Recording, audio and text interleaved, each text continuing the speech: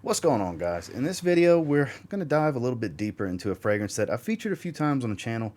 Did a first impressions video on quite a while back and realized when I wore it today as my scent of the day at the recording of this that I never did a full review on this. Let's go a little bit deeper into Ralph's Club from Ralph Lauren. Stay tuned.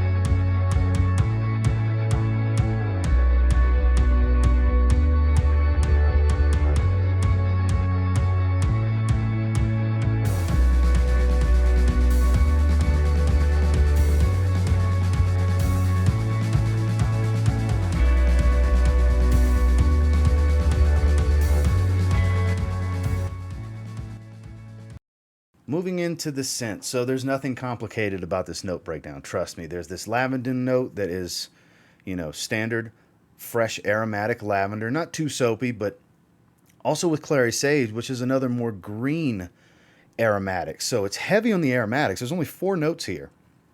2 of the 4 are aromatics. 2 of the 4 are basically woods, Virginia cedar and vetiver, which comes across very woody here. It can come across as a very woody type of note. And here it's double the woods and double the aromatics. And that is basically it. And look, that is what you're going to smell. I'm actually going to spray it on my hand just to enjoy the top note. And it's very loud at the top with this blast of aromatics. It has more of a green feel than you may anticipate. The clary sage plays a strong yet supportive role here because it's kind of a battle back and forth with your sense of smell with which one's going to be more dominant, with the lavender or the clary sage.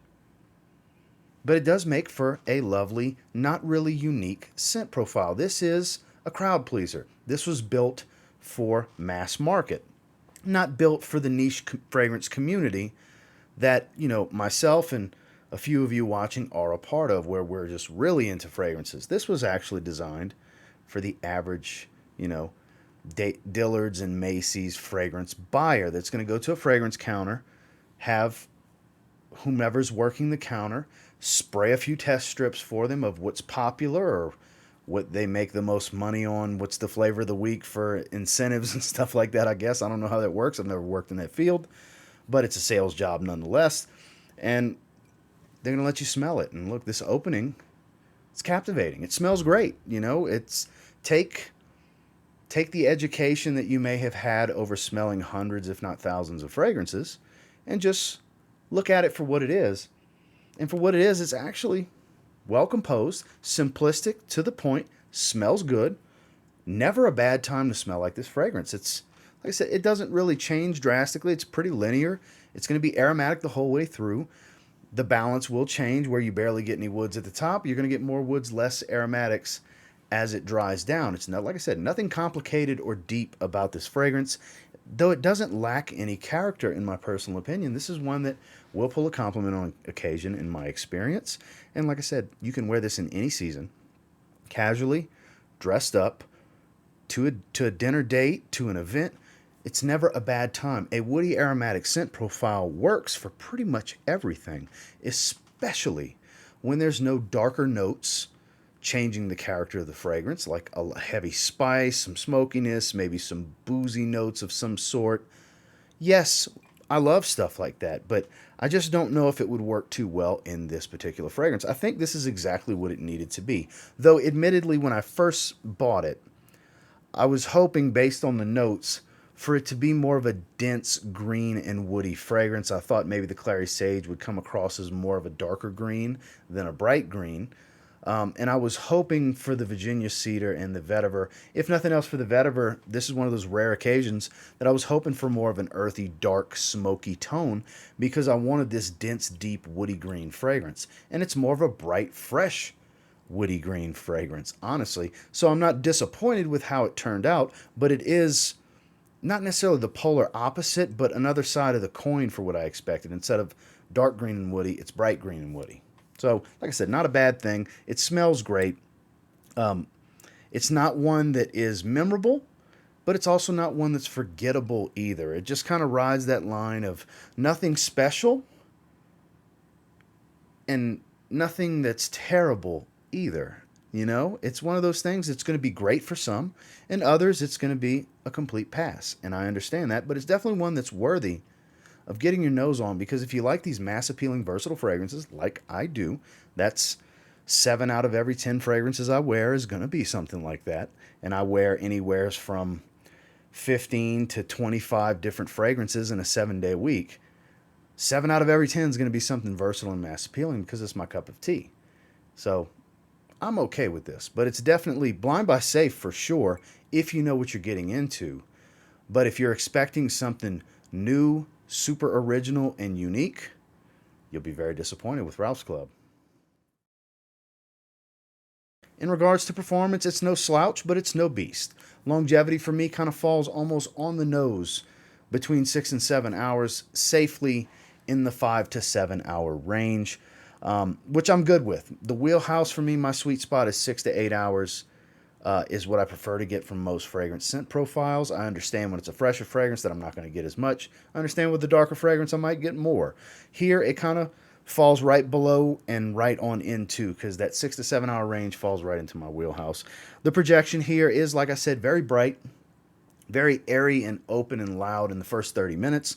So the first 30 minutes it's going to be super easy for somebody to smell you. You spray this, you head where you spray this on your clothes and your neck and everything, whatever your spray routine is. Before you leave your house, let's say you have a 15-minute drive to go wherever you're at, you're announcing yourself when you walk through the door. It's not a room filler, but it's at its strongest in the first 30 minutes. After about an hour and a half, it starts to die down and sit a bit close to the skin without being too weak in its sillage. It falls into that moderate to mild territory like a lot of fragrances do. It's kind of middle of the road as far as its projection and sillage. It's a safer fragrance. The scent profile and the performance fall into that, where it's not really going to overwhelm somebody unless you spray heavy and it's within that first 30-45 minutes that they encounter you. Then it's going to be super heavy, and it's lavender based. It's aromatics. It's lavender and clary sage. It could potentially overwhelm. So mindful of your situation. It's up to you on how you want to approach that. But the performance for this overall, I think, actually suits the scent profile pretty well. For me, it falls right into what I like is the sweet spot in longevity. Projections about what I expected.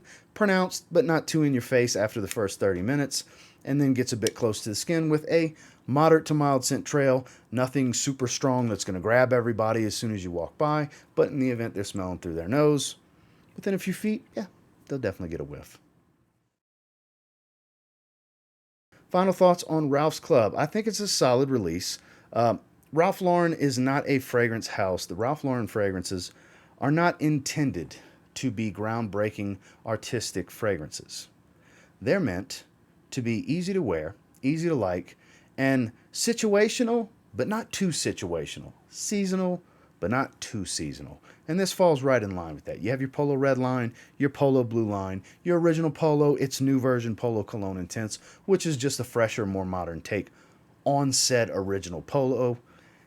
They have a little bit of something, the Polo Black line, and this is just the Polo line. That's not counting your Ralph Lauren Safari, all-time classic masculine fragrance, and so on. This kind of falls somewhere in between, much more modern take on today's style of men's fragrances, where they're not trying to offend anyone, they're trying to be easy to wear.